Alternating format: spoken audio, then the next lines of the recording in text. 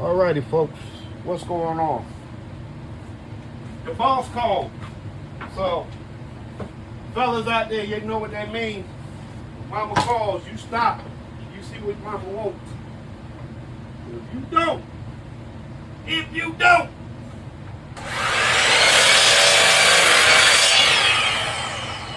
you know that never ends well if you don't.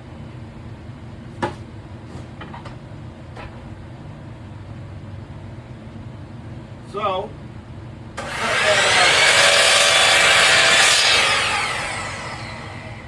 cutting that end off. And, just like we did last time,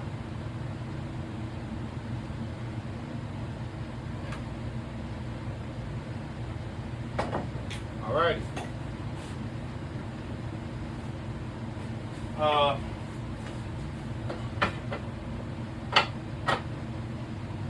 Line these up, put my blade down. I want to butt the top one.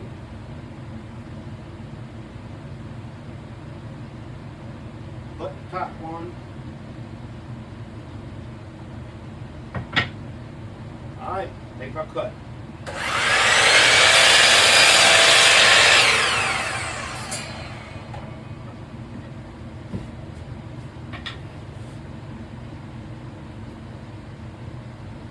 Right. See what we got here. Let's see if this thing's gonna look hardy. Or it's gonna look, or I might do something different. Did he mess it up on camera? We're gonna find out in just a second. Now y'all, whether I did or did not,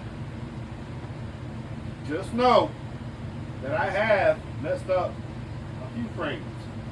So, doesn't appear this well.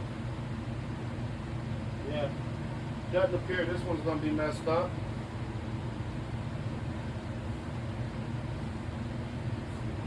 Doesn't appear that's gonna be messed up. Grab this camera real quick, or this phone or whatever, and I'm gonna bring y'all over here. Let y'all see what I got. Bada bing, bada boom. All right, it's a little deep in there, but I don't know. I mean, I could cut it off. I think I'm gonna leave it, just in case the client wants to do a, some kind of glass or something, or, just gonna leave it. All right. So we got that part. Cool. Again.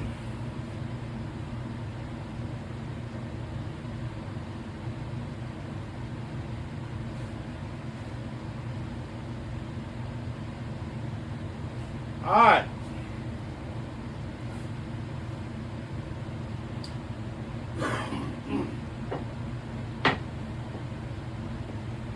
One, two, three,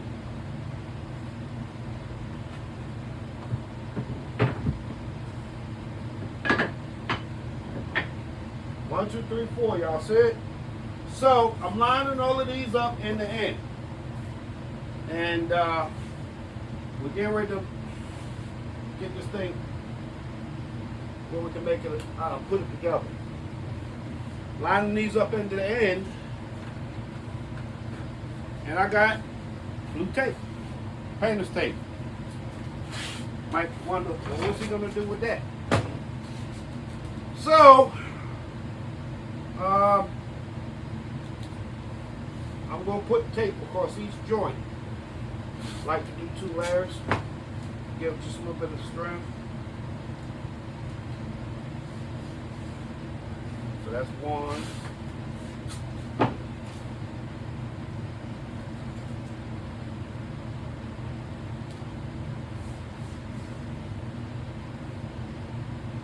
That's another joint here.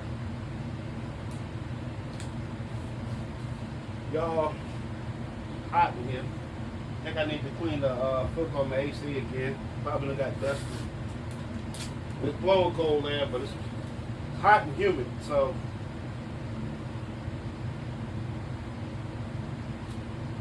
You know, the usual Virginia summertime weather. You gotta love it.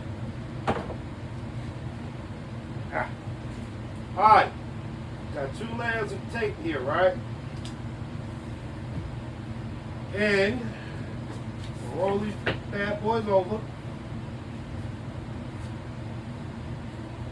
So y'all, typically, if I wasn't videoing, I grab the glue real quick, hit this with some glue, roll it up, get it in the clamps. But I want to explain what I'm doing, because when I start, I'm gonna have to go pretty quick. So, all right, y'all see what we got here, right? I got my dado right here. I got my miters, dado, miters, all the way down, right? My tape's gonna hold my joints together. When it closes up, y'all see that? Closes up to a 90-degree angle. All right, cool. So what I'm gonna do, I'm gonna run a thin bead right down the dado. I don't want a whole lot, and I don't want it squishing out everywhere. And I'm gonna hit these. This right here is end grain. See, end grain, all the way down. So that's how I'm gonna do this. The frame will not support the weight. I will put install a hanger on the back side of this one before I finish it to support the weight, because this end grain, it's gonna sop up a lot of that glue. Usually end grain to end grain is not the best joint you can do in woodworking. Hold on, let me turn this camera. Let me see how I turn this camera around. Okay. Well, I guess I can't. Yeah. Lucky me, right? All right, so hopefully everybody can see me. Hey, how you doing? Yeah, so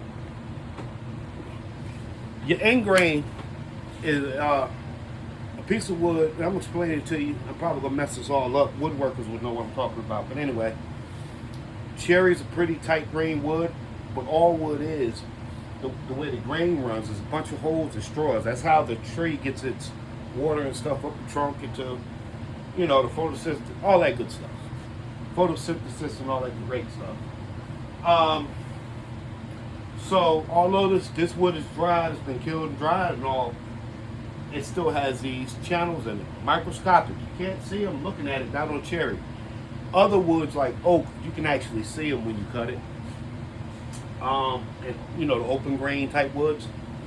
But anyway, when I hit it with the first layer, it's going to want to suck some down. A way that I can get around or make the joint stronger, I could put a thin layer on, give it a second, set up, and then go back over it when I go down my channel, go back over it again, and add a little bit more glue and close everything up. That's one way that you can combat that. It's up to you how you want to do it. You know, I have not had none of my frames separate, so, you know, yeah.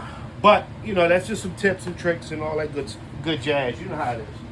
All right. So let me see if I can find me some glue. Got some around here somewhere. Somewhere. Yeah. So I got in me a little bottle. Got me a little bottle of Titebond Original. And that's what I'm gonna use. That's all I need for this.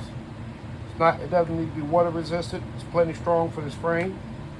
I got some Titebond 3 somewhere in here. I have to figure out where exactly. Where is it? Yeah, I got some. So I got Titebond 2. Also have Titebond 3. But I want to use this up. So yeah, that's why I'm using this. I want to go ahead and use it up. And if it's not enough, it ought to be plenty for this, but if it's not, then I'll break out one of the other ones. Alrighty, So let's start gluing, y'all. So, to demonstrate what I was talking, I hope y'all can see this. Where I got the camera, I don't know, I can't see the screen. So, you see, I'm putting just a little bit on the edge. And what this is going to do, that's going to seal this end grain, you know what I mean? Let it soak that up. And hopefully it's going to seal it. Not completely. But, you know, it is going to seal it. I got my one-of-a-kind, like my guy Matt Outlaw says, my one-of-a-kind paint spreader. Excuse me, glue spreader. Yeah. My one-of-a-kind. There's only one like this one. Yours may be similar. There ain't one like this. Alright.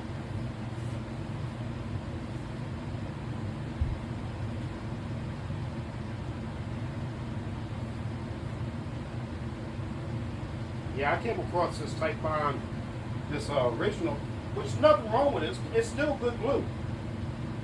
But, you know, everybody, that's like the standard. Everybody wants Titebond 2s and 3s.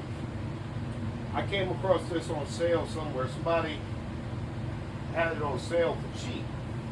When I say cheap, I bought a whole case of it because, I mean, it was less than $1 a bottle. Yeah, these are only small bottles, but still, man. Listen, when you're a small business, any buck you save, you save it. You know what I mean? Won't nothing wrong with it. It's not out of date or nothing. So, yeah. And I've built a few projects with it. You know, here and there and all. So, I'm about out of what I actually, you know, the rest of the case. I think this might actually be the last bottle. So, like I said, I want to go ahead and use it up before it runs, you know, does go bad on me. So, and anybody who's not familiar, I'm making a mess, running my mouth. Anybody who's not familiar with Titebond, it's a water-based glue. So, you know, you make a mess, get it all over yourself, whatever. Water-based, it's just a little bit of soap and water, clean it right on up. All right. So I got my rag here. Get this off my fingers. Y'all, when the stuff starts to cure later on, when everything's said and done and I'm happy and I'm calling myself good, I'm going to take me a shower. It's going to look like I got my skin peeling off when this stuff starts to cure. Weirdest thing you ever seen. Rather nasty looking, honestly. Alright. So, I'm glued up. I'm good to go. To make my woodworkers happy, I'm going to spread this a little bit. You know what I mean? Typically I would not. But, you know, if you happen to be a woodworker, you're going to beat me up about it. I know it. So, let's just appease everybody. You know, Titebond does work well when you spread it.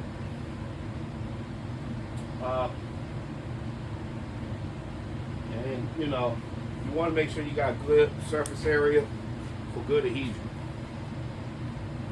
Alright, so there's that for that. Alright, we're going to put the map in it. Here we go. No turning back now. So, got everything lined up, and I'm going to start closing this joker off. Alright.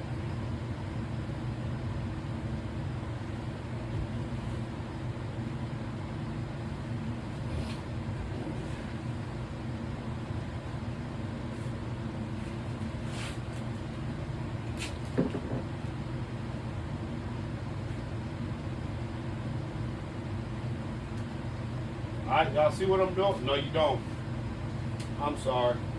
Let me turn this around where you can see what I'm doing. So y'all see I turned, I got it up, glued up and all. This right here is where they come together. That layer where they come together. And I'm taking me some tape. I'm using this tape as clamps. Pretty much to hold this joker together. And get it off of these joints. Usually I have, y'all always see me with that rosin paper on the table. Usually put something down so I don't make too big of a mess. But, you know, I didn't do that this time. So, there's that. Alright! So that's what we got, right? Yeah. All right. Got me 4 little clamps. What are you doing, fella? You got a tape. Why you putting clamps on it? So, I like to put these. And right now, I'm just getting it snug. I'm not getting it tight, not torquing it, not, I just want to get it up there real quick. Get this glue off of here. And what I'm doing this for, I want it to, once I do put clamps on it and tighten everything up, I want it to stay square, best I can get it.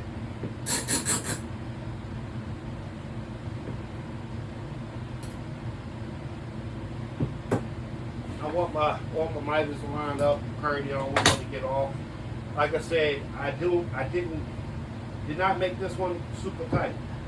So there is a slight little bit of play there, or slop, or whatever you want to call it, in this frame. You know what I mean? Which is fine, it'll hold the mat just fine. But, there is. So, yeah. Alright, I'm gonna bring y'all back over here again. Yep. So you see, 4 corners. Bam, bam, bam, bam. I'm trying to do this quick, y'all. So, but I said I would show it, so we're gonna show it, right? Alright. Okie dokie. Now, got me some parallel clamps here. What are these? Jorgensen parallel clamps. Alright, just get it up here. Get it up here.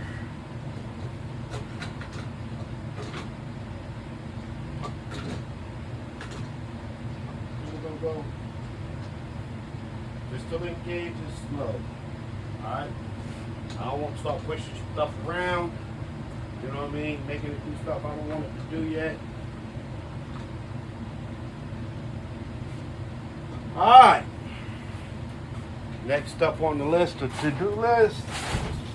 Oh. I got me some clamps. Some more clamps.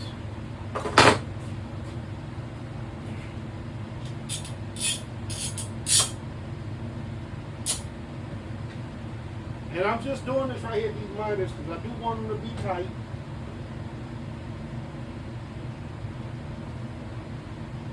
So, a lot of woodworkers would just leave the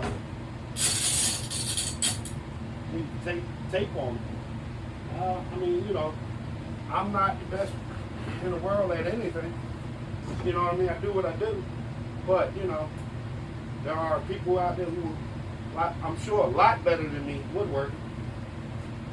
So, but this is, again, like I said earlier, right, wrong, this, that, this is how I do it. Everybody, once you get to doing these, you'll develop your own process, So, yeah. All right, now, last thing I want to do, while the glue is still damp, I got my good old fashioned nasty chisel. And all I'm gonna do here, I am going to clean the glue out of my corners. Now, while it's wet, while it's still easy to do. So,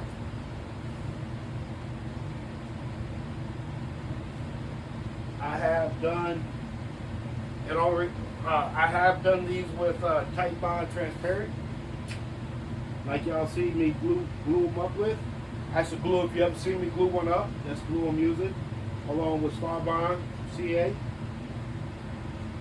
But yeah, this time I didn't. Well, it's in the house, and I will go ahead and get this one because I got this. I should have been finished this one. This is for a customer special request, and y'all know how it is. Life happens. So I had some things going on. I haven't been able to give it my all or work on it. So I'm out here today trying to get this thing, trying to get it in the frame. Can y'all hear me? I hope y'all can hear me. I don't have my microphone on. But I'm out here today trying to get it in the frame and get it ready so I can complete it for the client.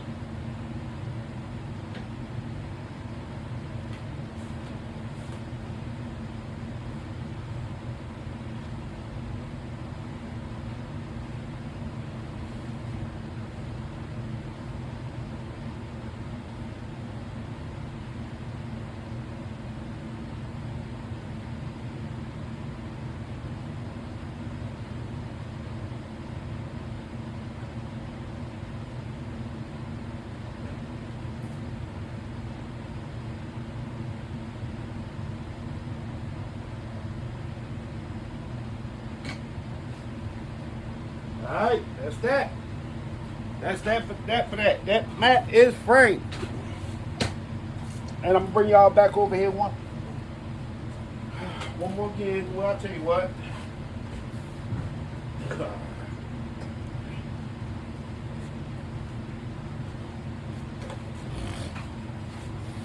So, there you have it. Yes, it's upside down. I know it. I see it. I'm not taking the clamps back off, though. I'm sorry, y'all. But yes, there you have it. So we have Silver Lakes upside down because that's just how my brain works, y'all. Charge it to my brain. Handmade cherry frame. Yup. And you see, it's in a dado. I have a lip all the way around the front and the back. Yeah. So, thank y'all for hanging out with me. And there you have it. Y'all have a good evening. Bye-bye.